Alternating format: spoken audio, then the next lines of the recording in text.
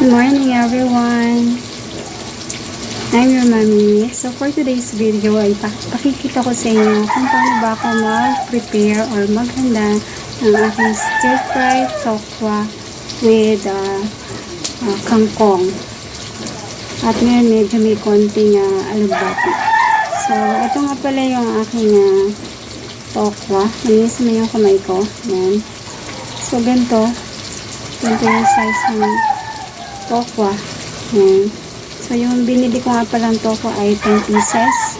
So, lutuin ko na to for 2 days na to. O, posible ba na makapagluto ng stir-fry tokwa with kangkong for 2 days? Yes, posible. Pakikita ko yun sa inyo. So, ito, nahiwa ko na yung aking tokwa. At pinipirito ko na yung unang salang ng aking tokwa, yung 5 pieces. So, ito yung 5 pieces, kaya 10 pieces yung tokwa na lahat na gagamitin ko sa pagluluto ko ng stir-fry tokwa with kangkong and with alugbati. Yan. So, ito na yung first batch ng aking tokwa. Yan. Hangarin ko na ito. 5 pieces na tokwa. Hangarin ko na, pwede na ito. Ito na yung hinango ko na 5 pieces na tokwa. Yan. At ito na yung second batch. Ito siya na yung 5 pieces na tokwa. So yan. Mas maganda pa lulutuin ng tokwa. Mainit siyang kawali. Then lagyan ng mantika. Tapos kainitin ulit yung mantika. Tsaka ilagay yung tokwa para hindi magdikit-dikit. So, ito na yung mga nahiwa ko na bali, pala yung gunting yung ginamit ko dito. Yan, para mabilis. Meron kasi ilan dito na yan, alugbati. Yan, sinama ko na din. So, ito na yung na-cut ko ng scissor. At ito. Meron pang konting natira, kaya sasama ko na.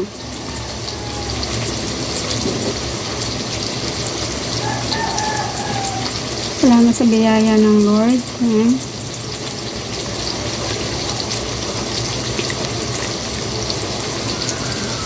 Ayan. Cut ko lang yung pinakadulo.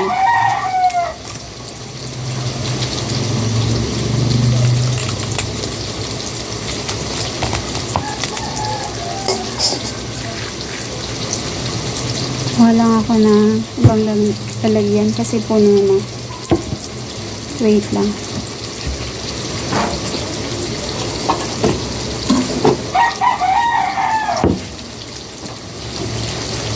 So, ito, continue ko yung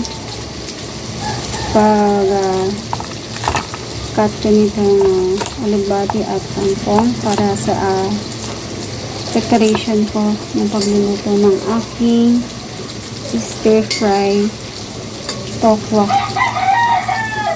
with kangkong and alugbati. So, ganito lang yung size ng pag-cut ko. So, yan. Multitasking habang nagluluto ako.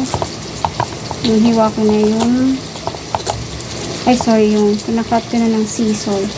Yung aking ibang ingredients para hindi sayang yung oras.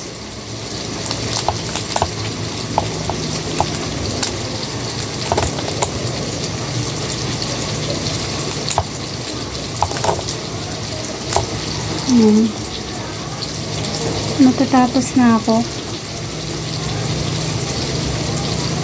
Naikat itong kangkong at konting alugbati. Konti lang yung alugbati. Mahilig talaga ako sa ganitong recipe. Yung aking stir-fry tokwa with kangkong. So, first time ko maglalagay ng alugbati. Pero nakakain na ako ng alugbati. Yan, nilalagay ko siya sa tortang itlog. Yan. Tapos pagbulang lang yan. Ganyan. naman po kayong lahat. Ngayon po ay tayo nakakaranas ng epekto ng bagyong Nando. At ano nga po yung isa? Pompong po ba? And bagyo. So, stay safe everyone. Sandali lang po.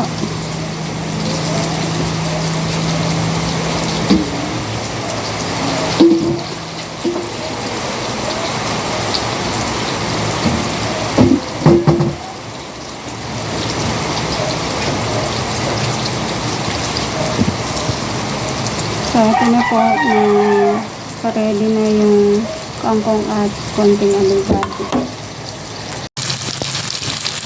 Ayan, pilitin ko po ang pangalawang set ng okra. Ayan, masagandahan kasi pag mainit ang kawali, mainitin yung iba pag nilagay mo yung okra. Ayan, hindi siya minikit. Ayan, maganda. Ayan, so malapit na ito maluto. So, just nakakapalis naman siya ng minutes na. So, fry okra with kangkong and alugado. So, ito, luto na yung second batch ng okra. At nilagay ko na din yung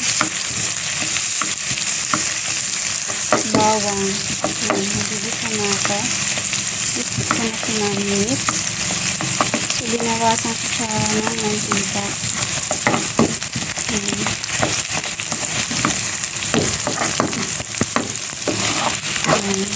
Walahin na nga ito.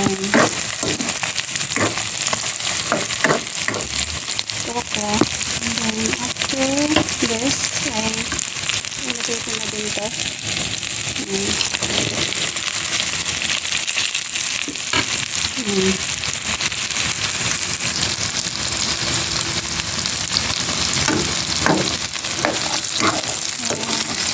Ito lang.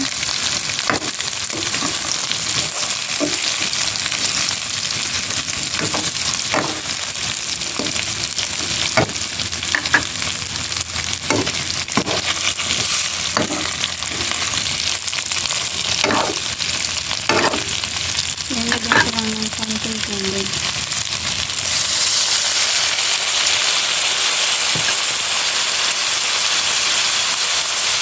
Lagay ko na dyan yung aking dalawang oyster sauce.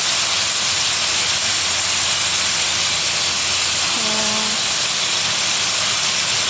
5 pieces na okra. Isang bote puting oyster sauce yung ginagamit ko. So, dahil saan po ito, 30 days na dalawang oyster sauce na bote puti. Lalagyan ko ng darog na paminta.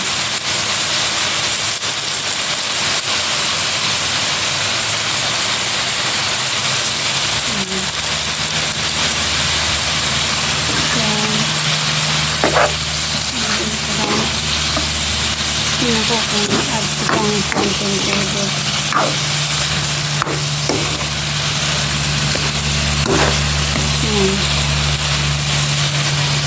So, lagay ko na ito natirang water. Tapos, sama ko na ito kangkong at alugbati. Sobrang favorite ko po ito. Simple recipe na ito namin. Stir fry okra with kangkong and then yung alugbati. So, haluin ko lang po. Pakuluan ko pong konti. So, bago ko nga pala pakuluan, lalagyan ko muna ng konting tolo. Kunti lang.